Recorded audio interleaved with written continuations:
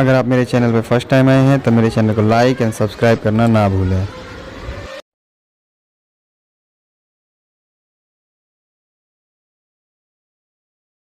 Automatic transmission के part में clutch,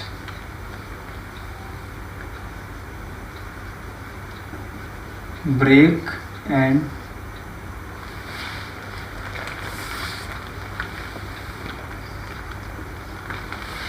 relief, clutch brake and clutch relief. अब ये क्या चीज होती है इसको समझते हैं। देखिए, किसी भी जगह पर अगर हम एंगेज मूवमेंट बना रहे हैं और एक जगह पे हम डिसएंगेज मूवमेंट बना रहे हैं, तो अगर आप डिसएंगेज मूवमेंट बना रहे हैं तो उसको हम क्या बोलेंगे, रिलीज, और जिस पे आप एंगेज मूवमेंट बना रहे हैं उसको हम क्या बोलेंगे, ब्रेक।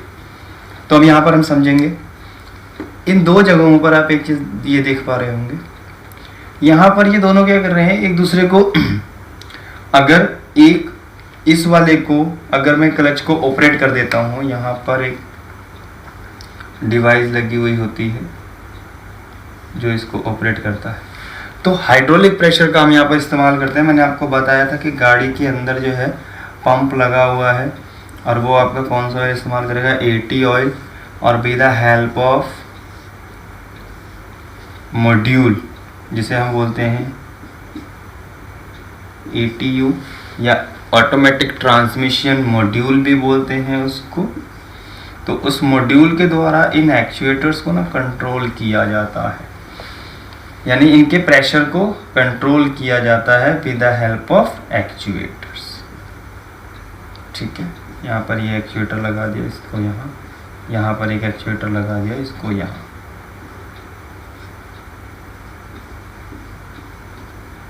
तो ये मैं इसमें S लिख रहा हूँ, इसको कॉल्ड सोलेनॉइड, और यहाँ पर प्रेशर जो है वो आगे डिलीवर होगा। ठीक है, आई होप आपको ये चीज़ समझ में आ रही होगी। पंप है, पंप के द्वारा जो प्रेशर है वो जनरेट हो रहा है और वो पहुँच कहाँ रहा है, मॉड्यूल तक। अब मॉड्यूल क्या करेगा, उसको आगे डिलीवर कराना है, किसको कितना कराना है, उसके लिए क्या किया गया है, एक सोलोनाइड अरेंजमेंट हमने लगाया हुआ है। सोलोनाइड अरेंजमेंट को ये पावर डिस्ट्रीब्यूट करेगा कि हाँ जी आपको इतना ओपन होना है। तो ये जो सोलोनाइड है ये क्या होगा, ये उतना ही ओपन होगा। तो इसमें प्रेशर चला गया, जैसे मान लेते हैं इस वाले में प्रेशर चला गया, अब इसमें प्रेशर जाएगा तो क्या करेगा, इसको एंगेज कर देगा। ये वाला हिस्सा क्या है, आपकी बॉडी है, और अगर इसको एंगेज कर देगा तो इसका मीनिंग क्या हुआ कि ये वाला जो हिस्सा है ये एंगेज हो गया है बिल्कुल, यानी बिल्कुल ही क्लोज हो गया, यानी ब्रेक लग गया एक तरीके से इस पे। तो अब यहाँ सामने बिल्कुल इसका एक तस्वीर बनाया गया है, जैसे ये है आपका सन, ये है आपका प्लेनेट, और ये है आपका रिंग। तो यहाँ पर मैं लिख रहा हूँ सन, प्लेनेट, और यहाँ पर मैं लिख रहा हूँ R यानी रिंग, रिंग एंड प्लेनेट। तो यहाँ पर मैंने क्या किया कि इस वाले को ब्रेक करवा दिया। जैसे मान लीजिए इसको मैंने बोला, मॉड्यूल ने इसको सिग्नल दिया कि इसको ना ब्रेक पे कर दीजिए, और उसी समय इसको इनने क्या परमिशन दी कि प्रेशर जो है ना रिलीज कर दीजिए, जितना प्रेशर गया है उसको ड्रॉप आउट कर दीजिए। तो सोलोनाइड बैकवर्ड करेगा तो यहाँ से वो वापस रिलीज हो गया। तो इसमें जब प्रेशर रिलीज हो जाएगा, यहाँ पर जब प्रेशर रिलीज होगा तो ये इससे से जो पावर है वो आगे जा सकती है। तो चलिए यहाँ पर समझते हैं, ये गियर बॉक्स अरेंजमेंट है एक तरीके का, एक गियर अरेंजमेंट है जिसको हम बोलते हैं प्लेनेटरी गियर अरेंजमेंट सिस्टम। इसमें आउटर वाला हिस्सा जो है उसे हम बोलते हैं रिंग गियर, इस P यानी प्लेनेट गियर, जिसे हम कई लोग दूसरे नामों से भी बुलाते हैं। अब अगर मैं इस आउटर रिंग गियर को रोक दूं और सन गियर से ताकत दूं तो ये इसके ऊपर घूमेगा ऐसे, ठीक है। अगर मैं इन तीनों को रोक दूं और घुमाऊं तो जो पावर इन दोनों के बीच में डिस्ट्रीब्यूट होगा वो अलग होगा, यानी अकॉर्डिंग टू द रेशियो यहाँ पर सिस्टमैटिक अरेंजमेंट अलग अलग होगा।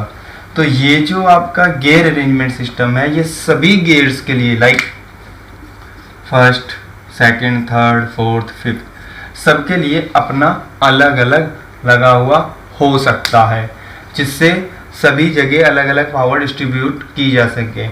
अब होगा क्या कि अगर ऐसे पर्टिकुलर बहुत सारे पार्ट्स लगाए गए हैं इस तरीके का, तो किया क्या जाएगा कि यहाँ पर हम 1 बाय 1 एक दूसरे के साथ इसको अरेंज रखते हैं कुछ इस तरीके से with the help of carrier. जब हमें रिक्वायरमेंट होगी उसी के हिसाब से हम क्लच को एंगेज और डिसएंगेज करवाएंगे, जिससे हम गियर शिफ्ट कर सकते हैं। अब ये जो ब्रेक एंड रिलीफ की हम बात कर रहे हैं, क्लच ये ऑपरेट हो रहे हैं हाइड्रोलिकली।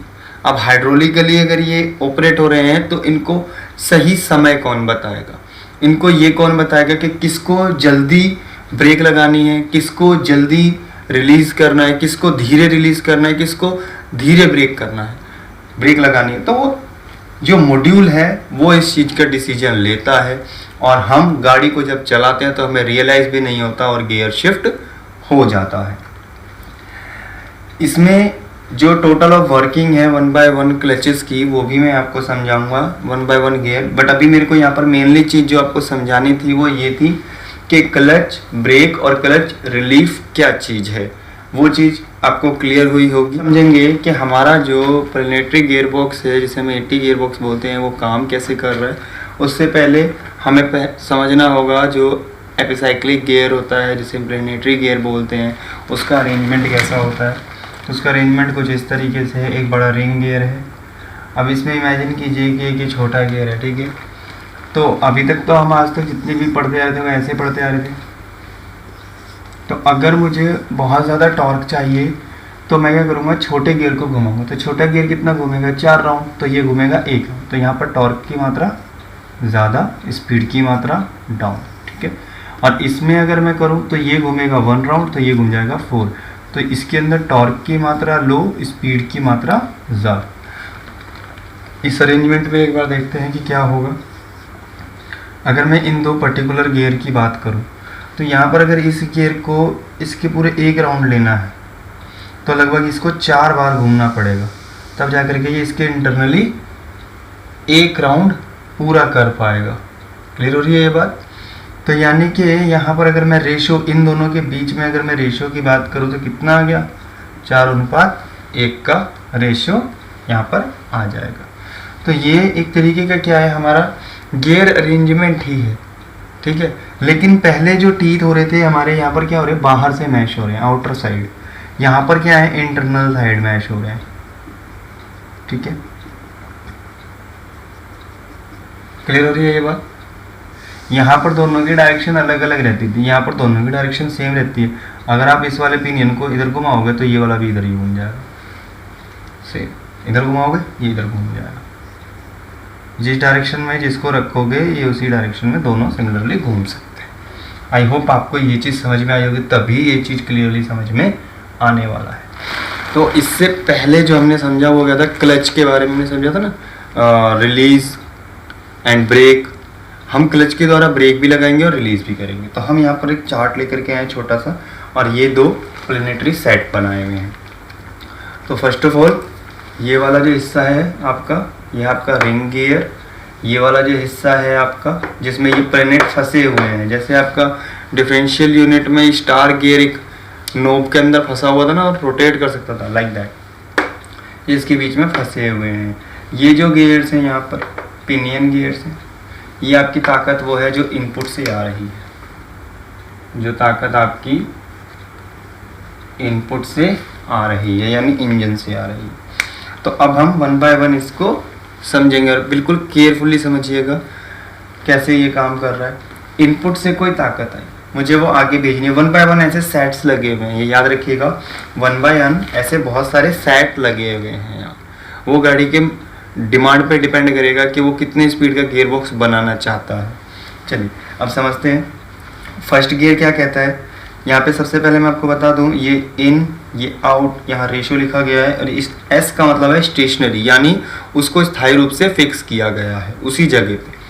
चलिए तो यहाँ पर फर्स्ट गियर को समझने की पहले हम कोशिश करेंगे। तो फर्स्ट गियर में क्या कहता है कि सन जो है, सेंटर में जो सन गियर है उसको क्या करना है, स्टेशनरी करना है, ठीक है। तो मैं मान लेता हूँ कि ये एक बॉडी है, इस बॉडी से with the help of clutch, तो यहाँ पर मुझे क्या लगानी पड़ेगी, ब्रेक लगानी पड़ेगी। ये हो गया फिक्स। तो और क्या कहता है कि अब जो है ना फर्स्ट गियर में सन गियर को स्टेशनरी करने के बाद क्या होगा, पिनियन जो है वो इनपुट का काम करेगा और रिंग गियर जो है वो आउटपुट का काम करेगा। क्लियरली समझ में आ रहा है। अब ये फिक्स हो गया, तो जो इनपुट की ताकत आई थी तो इस पे भी, लेकिन ये वाला एक्सिस जो है वो साथ में रोटेट कर रहा है, हाइड्रोलिक प्रेशर अलग है। जब इसमें रोटेट करेगा तो अब ये वाला जो कैरियर है इसको ये पूरा घुमा पाएगा। जब इसको ये घुमाएगा तो ये तो आपका ये वाले जो गियर्स हो गए ये क्या हो गए, तो इन हो गए। पिनियन पे जो पावर है यहाँ से सीधा डायरेक्ट इस पे पहुंचेगी। इस पे पहुंचने के बाद वो ताकत कहाँ पहुंचेगी, रिंग गियर पे। तो रिंग गियर से जो ताकत यहाँ से आउट होकर के जा रही है वो जा रही है दूसरे कैरियर में, और देन आफ्टर डेट यहाँ से पावर निकलेगी। तो अगर मैं यहाँ पर रेशियो की बात करूँ तो यहाँ मेरे को रेशियो क्या देखने को मिल रहा है, 4:1। अंडरस्टूड हो रही है ये बात, 4:1 का रेशियो मिल रहा है। ठीक है, सेकंड पर आ जाते हैं। सेकंड में भी क्या कहता है कि सन गियर को स्टेशनरी कर दीजिए। सन गियर को हमने क्या कर दिया, स्टेशनरी कर दिया। स्टेशनरी करने के बाद जो पावर है, अब इनपुट हम किसको दे रहे हैं, रिंग गियर को। रिंग गियर से क्या होगा, इनपुट आगे डिलीवर होगा। कैसे इनपुट डिलीवर होगा, अब यहाँ पर ये क्वेश्चन उठेगा कि भाई यहाँ इसी को इन किया था, इसको आउट कर दिया। बॉस यहाँ पर तो आपने सिर्फ इनपुट को चेंज किया है, बाकी इस रिंग गियर को एंगेज डिसएंगेज तो आप कर नहीं रहे। उसके लिए आप आगे चीज़ों को बदलोगे, आगे एंगेज एंड डिसएंगेज का काम पूरा करेंगे, क्योंकि आगे और भी यूनिट लगी हुई है ना, उसमें भी हम एंगेज और डिसएंगेज का काम पूरा करवाते हैं। तो जैसे इस वाले में सेकंड की मैं बात कर रहा हूँ, सेकंड में ये स्टेशनरी हो गया। अब मुझे आउटपुट बदलने हैं, तो आउटपुट बदलने हैं तो इनके बीच में जो क्लच यूनिट लगी होगी वो रिलीज और ब्रेक करने का काम करेगी। जैसे इन दोनों में इसको, ये वाले जो कैरियर है इसको लॉक करना है या रिलीज करना है, या इस वाले हिस्से को लॉक करना है, इसके कैरियर को जो इसके रिंग गियर से जुड़ा है लॉक करना है या रिलीज करना है।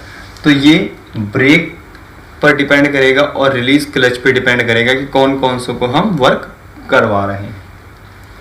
तो अगर इस तरीके से फंडामेंटल हम लेके चले तो हमें जो रेशियो मिलेगा वो कितना मिलेगा, 3:1 का। यानी ये वाली जो शाफ्ट है वो 3 राउंड घूमेगी, बट जो आउटपुट जो निकल करके जा रहा होगा वो केवल 1 राउंड का होगा। क्लियर हो रही है ये बात। इसके बाद हम बात करेंगे थर्ड गियर की। थर्ड गियर में हमने क्या किया है, यहाँ पर रिंग गियर को स्टेशनरी करना है। अब इस रिंग गियर को अगर स्टेशनरी करना है तो हमें क्या करना पड़ेगा, इस वाले रिंग गियर को हमें एक क्लच यूनिट लगानी पड़ेगी इस पर। ठीक है, अब क्लच यूनिट हाइड्रोलिकली प्रेशर से काम करती है, उसको अगर हम ब्रेक लगा दें इसके ऊपर तो क्या होगा, ये ब्रेक पर हो गई, और जो इस पे ब्रेक लगी हुई थी इसको हम रिलीज कर देंगे। अंडरस्टूड हो रही है बात। इस पे ब्रेक लगा दिया, इस पे इसको रिलीज कर दिया। तो अब रिंग गियर को तो मैंने क्या करा, ब्रेक लगा दिया, स्टेशनरी कर दिया। अब स्टेशनरी करने के बाद इनपुट किससे ले रहे हैं हम, सन गियर से।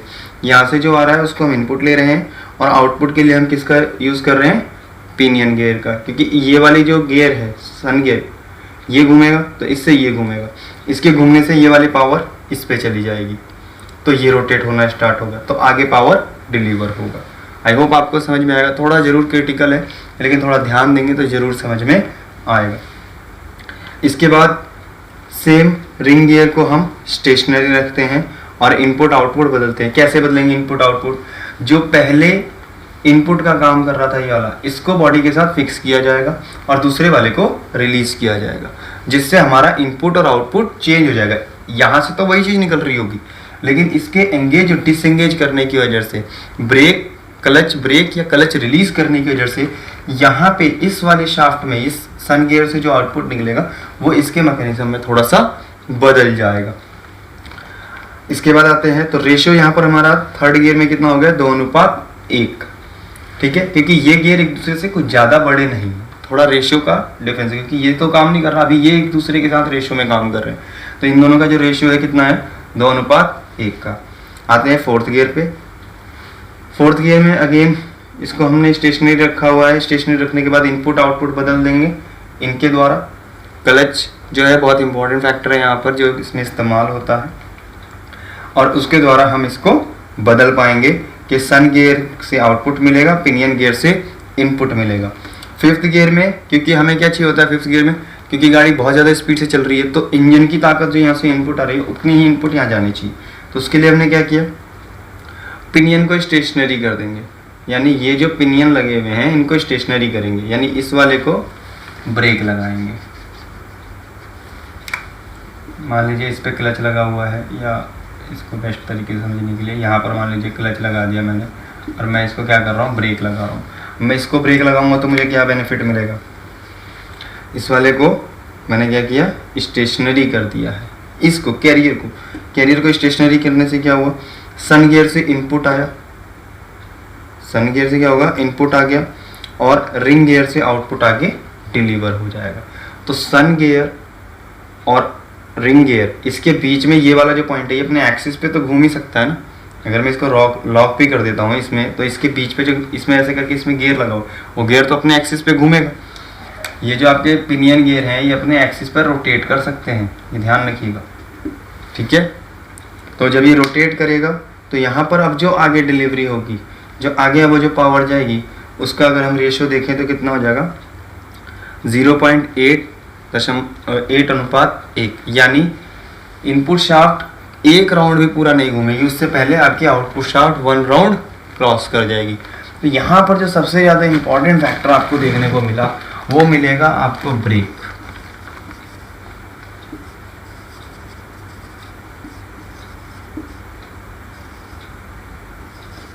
And relief.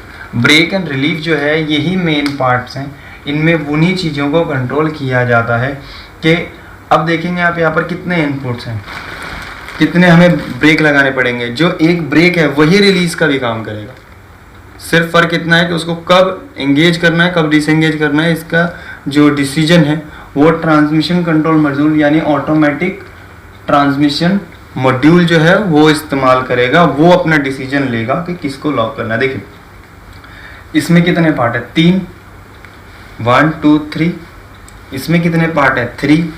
तो अब ये डिसीजन लिया जाएगा कि कौन से को लॉक करना है और कौन से को रिलीफ करना है, जिससे हमारा गियर रेशियो एक डिफरेंट आगे जा पाए। यहाँ पे जो क्लच मैकेनिज्म लगता है एंगेज और डिसएंगेज करने के लिए, ये मल्टी क्लच प्लेट टाइप होता है।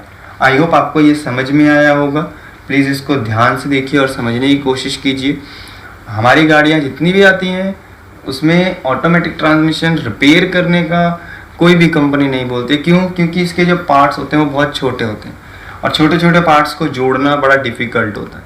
हालांकि ये जो गियर बॉक्स है ऑटोमेटिक जल्दी से ख़राब नहीं होते, लेकिन फिर भी सबसे ज़्यादा ज़रूरी हमारे लिए यही है कि हम इस चीज़ का ध्यान रखें कि इसको खुद खोल के नहीं बैठना है, क्योंकि अगर खुद खोल के बैठ गए ना बहुत छोटे छोटे बॉल्स मिलेंगे, स्प्रिंग निकलेगी और खोलने का इसका पैटर्न भी बहुत क्रिटिकल होता है। और कुछ एक ऐसे पार्ट हैं इसके अंदर जिसको समझना शायद एक टेक्नीशियन के लिए बड़ा ही डिफ़िकल्ट है। इस टाइप के ट्रांसमिशन को करने के लिए कम से कम एक, मैं अगर गलत नहीं हूँ तो एक पूरी टीम लगती है। लेकिन इंटरव्यूज़ के दौरान ये चीज़ बहुत पूछी जाती है कि ऑटोमेटिक ट्रांसमिशन में क्या लगा होता है। तो आपको इतना अगर आप बता देते हैं कि इनपुट शाफ्ट घूमती है, पिनियन लगा हुआ होता है, कैरियर लगा हुआ होता है, ये 4 पॉइंट आप बोलेंगे और आप ये बोलेंगे कि किसी को एंगेज किसी को डिसएंगेज करने के बाद हम पावर डिफरेंट ट्रांसफ़र कर पाएंगे, तो यस इंटरव्यूअर आपकी बात एग्री करेंगे। तो आई होप आपको ये समझ में आया होगा। ट्रांसमिशन मॉड्यूल है उसको किस किस चीज़ की रिक्वायरमेंट पड़ सकती है फॉर गियर शिफ्टिंग, और उसके अलावा भी वो क्या क्या काम करता है। तो फ्रेंड स्टार्ट करते हैं। इसमें अब क्या चीज़ है कि गियर जब आप चेंज करते हो, जैसे फर्स्ट से सेकंड पे जाना है या सेकंड से थर्ड पे जाना है, तो एक ह्यूमन क्या चीज़ देखता है, वो ये देखता है गाड़ी की स्पीड कितनी है, वो ये देखता है कि गाड़ी ज़्यादा स्पीड से चल रही है, लुढ़क रही है या चढ़ाई एरिया पे चढ़ रही है। फिर वो ये डिसीजन लेता है कि गाड़ी का अपना खुद का पर्टिकुलर स्पीड कितना है, देन वो गियर शिफ्ट करता है और एक्सेलरेट भी करता है। अब ऐसा ही कुछ डिसीजन लेने के लिए इसको भी रिक्वायर है, तो यानी इसको पहले से ही वो इन्फॉर्मेशन हमें देनी पड़ेगी जिससे इसको ये पता चल जाए कि ये सारी कंडीशन है क्या। यानी कौन सी ऐसी कंडीशन है तो मैं फर्स्ट गियर लगाऊं, कौन सी ऐसी कंडीशन होगी जिसमें मुझे सेकंड गियर लगाना चाहिए, कौन सी ऐसी कंडीशन होगी जिसमें मुझे फर्स्ट गियर लगाना चाहिए। या मान लीजिए गाड़ी 5th गियर की स्पीड पे चल रही है और इसे पता कैसे चलेगा कि डायरेक्ट 1 पर आना है। तो कहीं ना कहीं एक बहुत बड़ा मैटर है जो इसको ये सॉल्व करेगा। Automatic module transmission, automatic transmission module जिसे हम बोलते हैं, इसमें कुछ इनपुट होते हैं, कुछ आउटपुट्स होते हैं। सबसे पहले इनपुट की बात कर लेंगे। तो इनपुट में हमारा क्या है कि इंजन की स्पीड जरूरी है बताना, तो हमने उसके लिए CKP और CMP सेंसर का इस्तेमाल कर सकते हैं। अब इसको ये जो डेटा है या तो डायरेक्टली मिल जाए या फिर with the help of can communication. देखिए सभी मॉड्यूल जो होते हैं वो एक दूसरे के साथ इंटरेक्ट करते रहते हैं, बात करते रहते हैं, जिसे बोला जाता है कैन कम्युनिकेशन। व्हीकल की स्पीड ये भी कैन कम्युनिकेशन के थ्रू मिल सकती है। यानी इन शॉर्ट अगर मैं इसको ECM बोल दूँ तो गलत नहीं होगा, ठीक है। तो ये इसके थ्रू डेटा प्रोवाइड कर देगा कि गाड़ी का स्पीड कितना है। अब गाड़ी चला रहे हैं आप और मान लीजिए गाड़ी बहुत ज़्यादा स्पीड से चल रही है और आप अब ब्रेक अप्लाई करते हो, तो जब आप ब्रेक अप्लाई कर रहे हो उस बीच में गियर शिफ्ट नहीं होना चाहिए। उस बीच में भी इस चीज़ की जानकारी रहनी चाहिए कि गाड़ी आप कितनी रोकना चाहते हो।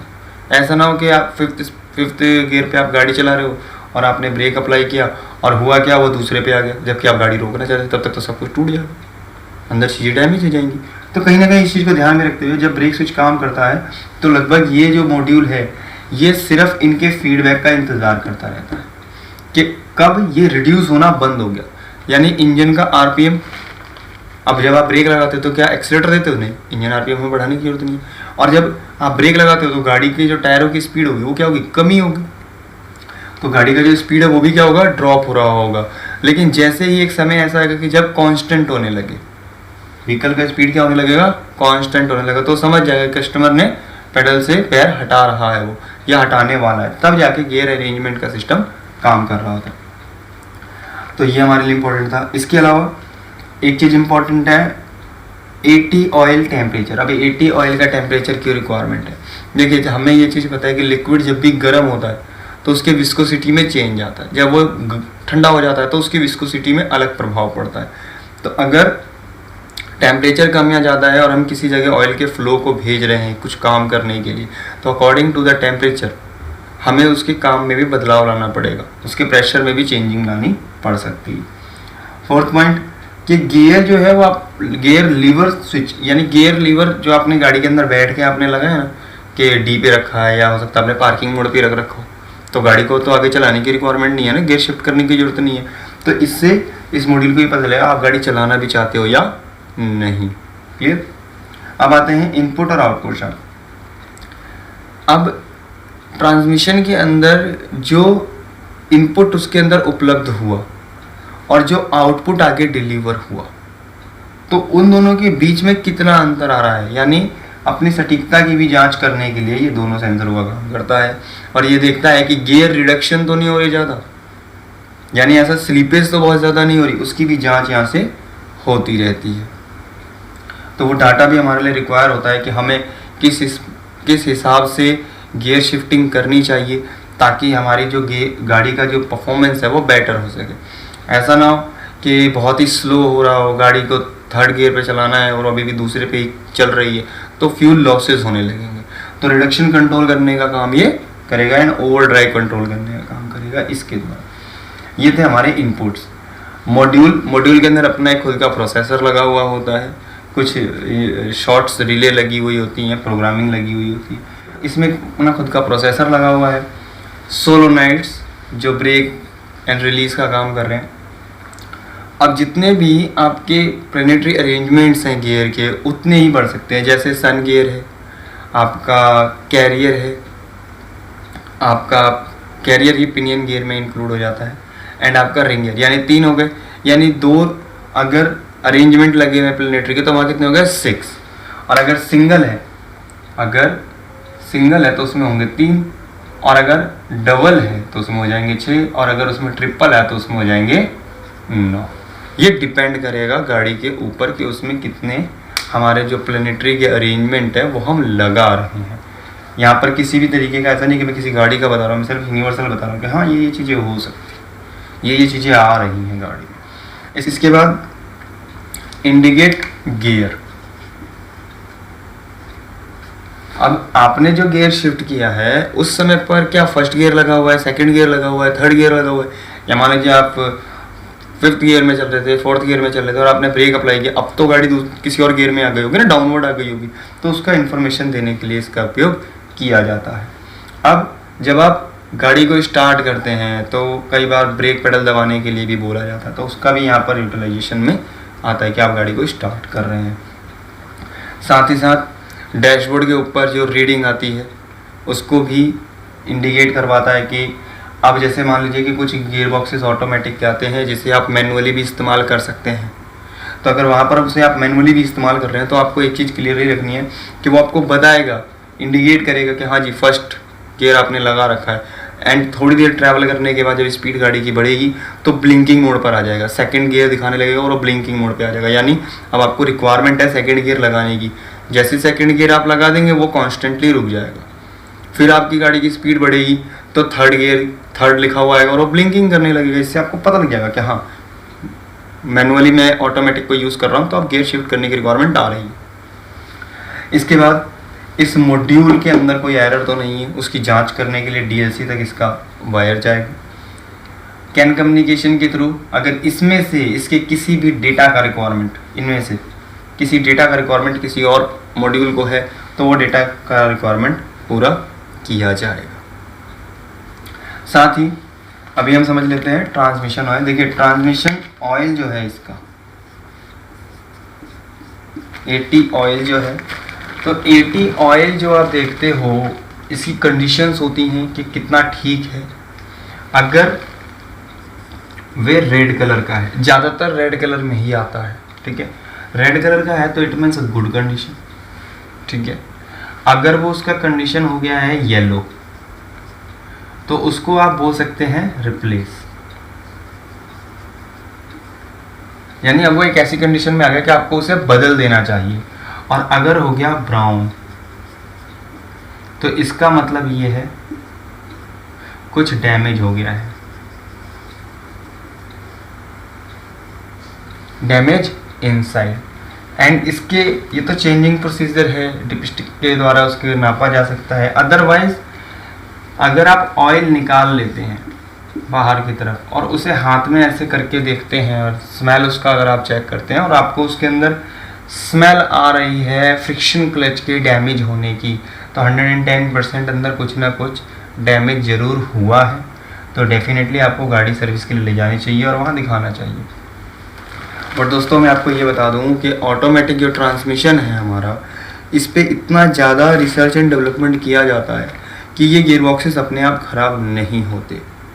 विदेशों में ऑटोमेटिक ट्रांसमिशन की बहुत ज़्यादा डिमांड होती है, जबकि इंडिया में अब धीरे धीरे इसकी डिमांड बढ़नी स्टार्ट हो गई है क्योंकि कुछ डिफरेंट टाइप के जो ऑटोमेटिक ट्रांसमिशन हैं वो आ गए हैं।